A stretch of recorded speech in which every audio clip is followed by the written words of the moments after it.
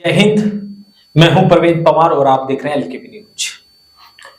उत्तर प्रदेश के संभल जिले में जिस तरह की घटनाएं हुई हैं और 5 लोगों की जान जाने की खबरें हैं, उसको लेकर लोकेश सलारपुरी जी की क्या राय है, क्या पूरा मामला, क्योंकि देश की जो सुर्खियां हैं उनमें यह मामला बना हुआ है। तो लोकेश सलारपुरी जी से जानकारी हासिल करेंगे संभल प्रकरण को लेकर के इनकी क्या राय है और किस तरह का ये मामला है। सबसे पहले तो लोकेश जी स्वागत है। धन्यवाद बहुत प्रवेश भाई। देश में चर्चित खबर है संभल को लेकर 5 लोगों की जान चली गई। जामा मस्जिद के सर्वे के लिए टीम पहुंची, उसके बाद माहौल गर्मा गया और 5 लोगों की जान चली गई। किस तरह से देखते हैं? मैं एक बात सोच रहा हूँ कि ये आखिरकार चुनाव के तुरंत बाद क्यों हुआ। दरअसल क्या था, भाजपा की मजबूरी बनी है कि दोबारा अपने पुराने एजेंडे पर लौटा जाए, क्योंकि जब यूपी में उपचुनाव में है, उस उपचुनाव में एक चीज बड़ी साफ दिखाई दी। हालांकि सीट तो ज्यादा भाजपा ने जीती है, 7 सीटें जीती है 9 में से। कैसे जीती है भी सबको पता लग गया, तो उसमें कुछ भी बात भी नहीं रही है कि किस तरीके से उन्होंने जीती है सारे की सारी सीटें। लेकिन एक चीज जो उसमें खास तौर पर रेखांकित करने वाली है वो ये कि पीडीए फार्मूला कामयाब जरूर हुआ, इसमें कोई शक नहीं। चूंकि आप अगर मीरापुर पे जाए, मुस्लिम कैंडिडेट था, उसके बावजूद भी हिंदू का वोट मुस्लिम कैंडिडेट को मिला है। जाहिर सी बात हो, पीडीए के फार्मूले के तहत ही मिला है। तो पीडीए फार्मूले से कहीं ना कहीं डर भाजपा की योगी सरकार को है और उससे काट कर इनके पास हमेशा एक ही तरीका रहा है। जैसे मंडल की सिफारिश हुई तब इन्होंने यही किया था कि सांप्रदायिक जो सौहार्द है उसको डिस्टर्ब कर दिया जाए ताकि वोटों की गोलबंदी की जा सके। तो मेरी अपनी निजी राय तो ये कि शायद उसी डर में ये इन्होंने भी कांड किया है। तो ये कांड तो स्पष्ट है कि कैसे हुआ, जाहिर सी बात उसी को जो आपने इस पर अध्ययन किया, जो आपने देखा, उसको ही आप हमारे दर्शकों को थोड़ा बताएं, क्या किस तरह से घटना हुई। भाई पहली बात तो आप जाइए, 1991 में संसद में कानून पारित हुआ था कि अब 1947 तक जो मस्जिद या मंदिर जैसा था अब उसमें कोई छेड़छाड़ नहीं की जाएगी। 1991 का संसद में प्रस्ताव पास, बल्कि ये संशोधन हुआ था एक तरीके का जी। तो उसके बाद ये छेड़छाड़ ही गलत थी। लेकिन चूंकि भाई अब जबरदस्ती तो आप कोई कुछ भी कर ले, नहीं तो ये मामला नहीं होना चाहिए। तब उसमें क्या हुआ, सर्वे कराया गया, सर्वे की रिपोर्ट है, वो सर्वे से संतुष्ट है, दोबारा सर्वे कराया गया। और ये भी नहीं कि दूसरी पार्टी को कुछ पूछा जाए कि भाई आपका सर्वे करा रहे हैं, आप कोर्ट में जा रहे हैं, आप क्या देंगे, कुछ नहीं, एक तरफा कार्यक्रम शुरू किया। और जब सर्वे की टीम गई तो वकील लोग बाकायदा अपने ड्रेस में थे, जो कि नियम है, वकील कोर्ट में ड्रेस में होता है, वो कोर्ट के बाहर ड्रेस में नहीं आ सकता, कहीं किसी मौके पे नहीं जा सकता ऐसे। वो गए, पीछे पीछे हिंदुवादी संगठन थे, वो जय श्री राम के नारे लगा रहे थे। अरे भाई इस पूरे प्रकरण की क्या जरूरत थी? मुझे नहीं लगता किसी को जरूरत थी। हालांकि गलती मुस्लिम समाज की तरफ से आई है, आपको क्या जरूरत थी भीड़ लगाने की? अरे कोर्ट में सर्वे आया तो कोई सर्वे की तुरंत बात गिरा थोड़ी ना देंगे, उसके बाद कोर्ट में जाएगा मामला। हाई कोर्ट की आप तैयारी कर ही रहे थे, थोड़ा वेट करते। लेकिन जिस तरह से माहौल घर में आ गया वो देश के लिए दुर्भाग्यपूर्ण नहीं है। मतलब पूरे प्रदेश के लिए दुर्भाग्यपूर्ण है, पूरे देश के लिए दुर्भाग्यपूर्ण है, हिंदू मुस्लिम दोनों के लिए दुर्भाग्यपूर्ण है। जैसे समाजवादी पार्टी कह रही है कि उत्तर प्रदेश विधानसभा चुनाव के नतीजों के बाद ये हुआ, वैसी राय आपकी भी है? बेशक वही हुआ, वो सच है। समाजवादी पार्टी का स्टैंड बिल्कुल क्लियर है और वो ये भी जानते कि क्यों हुआ। जो मैं आपको बता रहा हूँ एक्चुअल यही हुआ कि कहीं ना कहीं डर लगा है तो निकट भविष्य में चुनाव भी आने वाला है, ज्यादा दिन की बात है नहीं। तो अब से माहौल गरमाएंगे, गोलबंदी करेंगे वोटों की। क्योंकि जब भी कोई सामाजिक सिस्टम बनता है ना, जो एक तरफ जाता है, अपने मुद्दों को लेकर जाना कोशिश करता है, तभी भाजपा इस तरह के सांप्रदायिक माहौल में छेड़छाड़ की कोशिश करती है। लेकिन रिकॉर्ड है। लेकिन महाराष्ट्र में जिस तरह से भारतीय जनता पार्टी ने प्रचंड जीत दर्ज की, उसके बाद तो उत्तर प्रदेश उपचुनाव हो या कोई भी हो, अच्छा खासे मार्जिन से भारतीय जनता पार्टी ने जीत दर्ज की थी। तो उनके तो फॉर्मूले कामयाब हो रहे थे, उन्हें इस चीज की क्या जरूरत पड़ी? देखो एक बात, महाराष्ट्र के नतीजे अभी आप फिलहाल की चीज को दबा लेंगे, लेकिन देखो महाराष्ट्र में एक सीट है नांदेड़, वहां लोकसभा का उपचुनाव हुआ है। 5 विधानसभाएं नांदेड़ सीट पर पड़ती हैं। आपको जान के बहुत ताज्जुब होगा, आप गूगल से सारी रिपोर्ट भी चेक भी कर सकते हैं। वहां क्या हुआ कि कांग्रेस लोकसभा चुनाव जीतती है, जी। सेम डे पोलिंग हुआ, लेकिन 5 विधानसभाओं में हारती है। और खास बात यह है कि जितना वोट उसको लोकसभा चुनाव में मिला, 5 विधानसभाओं में कांग्रेस का अगर टोटल करें तो लगभग 2.25 लाख वोट कम है। ये कैसे पॉसिबल है? ये किस टेक्निक से पॉसिबल है? एक आदमी अगर वोट डालने जा रहा है, वो एक साथ दोनों वोट डाल रहा है, 2 ईवीएम लगी हुई है, तो क्या वो कांग्रेस को लोकसभा के लिए उपयुक्त मानता, विधानसभा के लिए नहीं मानता? क्या उसने विधानसभा के लिए वोट ही नहीं दिया? ऐसे कैसे पॉसिबल? यानी नांदेड़ का जो लोकसभा चुनाव है उससे तो ये साबित हो गया कि मोदी जी के चेहरे पर जनता को विश्वास नहीं है। बिल्कुल स्पष्ट हुआ है। और शिंदे जी और देवेंद्र फडणवीस जी, अजीत पवार जी, उनके चेहरे पर विश्वास नहीं आता है। ऐसा कैसे हो सकता है? संभव नहीं है ना ऐसा। क्योंकि उद्धव ठाकरे की बहुत बढ़िया सरकार थी, इसमें कोई शक नहीं है।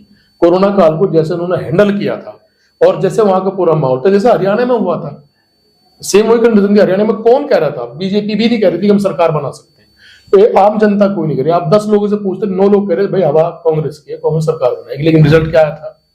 ऐसे महाराष्ट्र में हुआ। अच्छा, संभल के जो सांसद है जियाउर रहमान बर्क और सपा के जो विधायक हैं उनके बेटे पर भी एफआईआर दर्ज की गई। अखिलेश यादव जी कह रहे हैं कि वो तो बेंगलुरु में थे, वो तो यहाँ थे ही नहीं, उन पर कैसे एफआईआर हो गई। हाँ, वो जो सांसद है उनका भी यही दावा है, समाजवादी पार्टी के जो चीफ है उनका भी यही दावा है कि वहां नहीं थे। और अगर वो कह रहे हैं तो जिम्मेदार लोग हैं, वास्तव में नहीं होंगे। उसके बाद अगर एफआईआर होती है तो सीधे सीधे है कि भाई तो जबरदस्ती चल रही है अर्जेंट। वो कह रहे हैं कि उन्होंने कई ऐसी स्पीच दी, एसपी का बयान जो वहां के हैं, कि उन्होंने कई ऐसी स्पीच दी जिसके चलते यहाँ पर इस तरह के लोग भड़क गए। अगर स्पीच से इस तरह लोग भड़कते हैं फिर तो भाजपा वालों के ऊपर तो बहुत सारे इल्जाम है, चुनाव के बीच में भी इल्जाम है, चुनाव से अलग भी इल्जाम है। ये लोग तो लगातार इस तरह की स्पीच देते हैं, उससे तो कोई हिंदू नहीं भड़का, तो मुसलमान की स्पीच से मुसलमान कैसे भड़क जाएगा भाई? सोचने वाली बात है। तो क्या उनके खिलाफ एफआईआर करेंगे?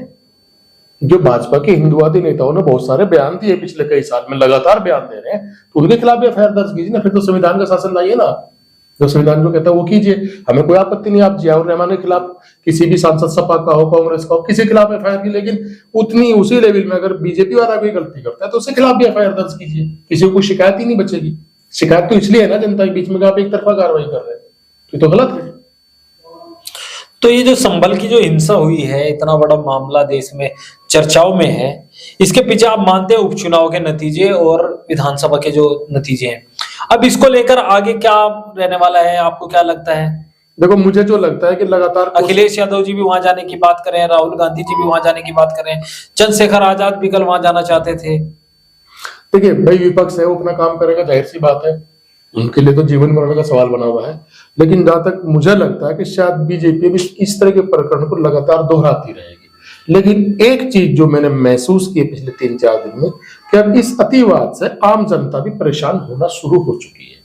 ठीक है, गोलबंदी हो सकती है थोड़ी बहुत ज्यादा, मुझे नहीं लगता बहुत ज्यादा फर्क पड़ेगा। भाई आप देख लो, संभली घटना का बहुत ज्यादा कहीं पूरे प्रदेश में ज्यादा असर नहीं कहीं दिखाई दिया। नहीं तो पहले अगर ये 10-20 साल पुराना सीन होता तो बहुत बुरी तरह दंगे भड़क सकते थे। 2013 का उदाहरण आपके सामने, लेकिन इस बार ऐसा कुछ भी नहीं है। और 2-3 दिन में पिछले में कई लोगों से मिला हूं, जब से संबल दंगा जिस दिन शुरू हुआ था, तो वहां लोगों की, हिंदुओं की भी राय है कि यार ये तो ज्यादा हो गया, क्या जरूरत थी बिना फिजूल की। तो शायद इसका कहीं उल्टा असर भी होगा। आपको लगता है इसका नुकसान होगा?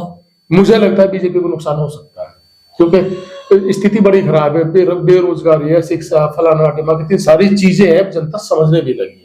अब जैसे यूपी में 40,000 स्कूल बंद करने जा रहे हैं, तो ये जनता देख तो रही है ना क्या होने जा रहा है। तो आपका एजुकेशन दूर कर देंगे, आपका हेल्थ के सिस्टम से दूर कर दिए गए, सारी चीजें केवल चंद लोगों, अमीरों के लिए कर दी गई। तो इसका फर्क पड़ेगा जब कि लगातार आप ये एक चीज कर रहे हैं कि हिंदू मुस्लिम, तो आदमी एक अति से फिर आदमी परेशान होने लगता है। तो मुझे लगता है शायद वो पॉइंट आ गया, वो सिचुएशन पॉइंट जिसे बोलते हैं, कि शायद यहाँ के बाद इस चीज के खिलाफ हिंदू भी जाए। यानी आपको लगता है कि इस घटना से हिंदू जो इस देश के निवासी हैं, इस प्रदेश के, इस क्षेत्र के जो निवासी हैं, उनमें भी कहीं ना कहीं है कि ये गलत हो रहा है। जो समझदार आदमी हर कोई मानना गलत हो रहा है, आम हिंदू भी मानना गलत हो रहा है। देखिए, जो सांप्रदायिक चीज होती है ना, जो इस तरह की जो पार्टी बनते हैं, वो चंद ही लोग होते हैं, बहुत कम परसेंटेज होती है। आम जनता का तो कोई लेना देना है, अपनी रोजमर्रा की कामों से, दिक्कतों से फुर्सत नहीं है, अपने संघर्षों से फुर्सत नहीं है, कौन चक्कर में पड़ता है? तो गलत ही है। एक मीडिया इस बात को बहुत हवा देती है, दरअसल ये जो मीडिया, ये भी कुछ हवा ज्यादा देती है। लेकिन मुझे लगता नहीं कि इस बार मीडिया की ज्यादा हवाबाजी भी जनता के मूड को कहीं बदलने में, सांप्रदायिकता की तरफ ले जाने में कामयाब हो पाएगी। मुझे लगता है, शायद मेरी अपनी निजी राय है, जो मैं जनता के बीच में देख रहा हूँ, मुझे वो लगता है जनता परेशान तो इससे हो चुकी है। तो आपको लगता है अब इन सब बातों से जनता उब चुकी है और विकास और शिक्षा पर ध्यान देना बिल्कुल वही चाहते हैं। मैं आपको उदाहरण के तौर पर बता रहा हूँ, अभी 3-4 रोज पहले दिशा की मीटिंग थी सहारनपुर, माननीय सांसद जी की अध्यक्षता में। तो वहां ये कोई मुद्दा था, हमारे विपक्ष के सांसद के जो प्रतिनिधि वो कह रहे थे कि कई सारे स्कूल हैं जहां टीचर होने चाहिए थे, 9 है, वहां 2, और उनके पास टीचर ही नहीं है, वो लाने को तैयार ही नहीं है। तो जनता इस बात को भी समझने लगी कि भाई जो अच्छी शिक्षा मिल सकती थी हमें, जो सरकारी शिक्षा होनी चाहिए, तो उसके लिए आपके पास टीचर्स नहीं है। जो आपके हॉस्पिटल है, जैसे मेरे गांव का सीएससी का मामला वहां उठा कि मेरे गांव में सीएससी है लेकिन वहां कोई स्टाफ ही नहीं है। उन्होंने खुद कहा सीएम मीटिंग में कि स्टाफ नहीं है हमारे पास अभी। तो ये क्या चल रहा है? ये धीरे धीरे चीजें आएंगी सामने। एक चीज मैं विपक्ष वालों को जरूर कहना चाहूंगा, कि आप जनता के बीच में पूरी तरह एक्टिव नहीं है। लोकल सांसद, लोकल विधायक, लोकल पार्टी के जो विपक्ष के हैं, उन लोगों को जनता के बीच में अपना टच बहुत ज्यादा बढ़ाना पड़ेगा, नहीं तो आप बार बार चुनाव में बैकफुट पर आते हैं।